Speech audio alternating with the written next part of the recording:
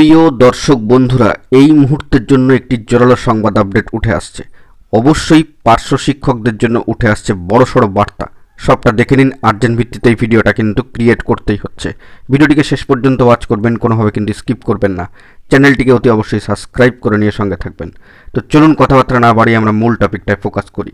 বন্ধুরা, এই মুহূর্তে দাঁড়িয়ে পার্শ্ব শিক্ষকদের জন্য বড়সড় বার্তা।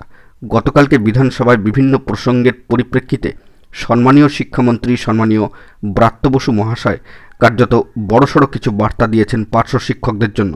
তো কি উঠে এসেছে সেই বার্তায় বিভিন্ন প্রসঙ্গের পরিপ্রেক্ষিতে, সেই বিষয়টিকে এখানে তুলে ধরবার জন্য চেষ্টা করছি। বন্ধুরা, যেটি জানা যাচ্ছে, গতকালকে রাজ্য বিধানসভায় বিভিন্ন প্রসঙ্গের পরিপ্রেক্ষিতে একাধিক বার্তা উঠে এসেছে পার্শ্ব শিক্ষক বন্ধুদের জন্য।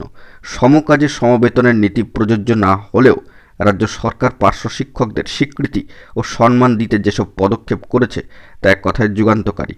বিধানসভায় বিভিন্ন প্রসঙ্গের পরিপ্রেক্ষিতে সম্মানীয় শিক্ষামন্ত্রী ব্রাত্য বসু মহাশয় কার্যত এই কথা জানিয়েছেন। তিনি জানান, স্থায়ী ও পার্শ্ব শিক্ষকদের মধ্যে বৈষম্য দূর করতে সরকার একাধিক পদক্ষেপ নিয়েছে। 2015 সালে প্রাথমিক ও উচ্চ প্রাথমিকে পার্শ্ব শিক্ষকদের বেতন কাঠামো চূড়ান্ত করা হয়েছে। সেই অনুযায়ী তারা বছরে 3% বেতন বৃদ্ধির সুযোগ পাচ্ছেন। তাদের প্রভিডেন্ট ফান্ড ও সরকারি স্বাস্থ্য বিমার আওতায় আনা হয়েছে।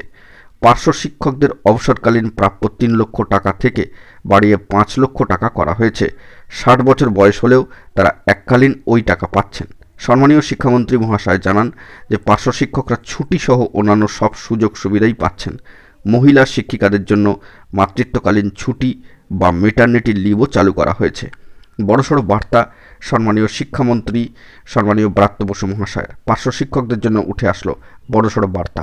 তো এখন এটুকুই। সকলে ভালো থাকবেন, চ্যানেলটিকে সাবস্ক্রাইব করে নিয়ে সঙ্গে থাকবেন। ধন্যবাদ।